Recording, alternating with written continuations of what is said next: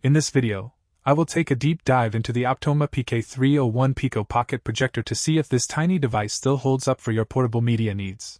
When you first hold it, the most striking thing is the form factor.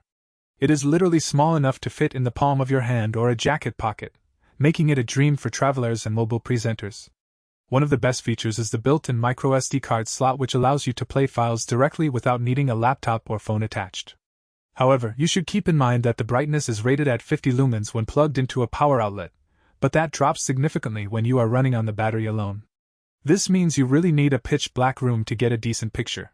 The resolution is also a bit dated by modern standards, offering an 84 by 480 pixel display.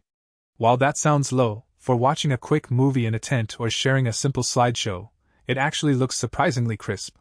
The build quality feels premium with its metallic finish and solid buttons. Just remember that the internal speaker is quite weak, so plugging in some external headphones is almost a requirement for a good experience.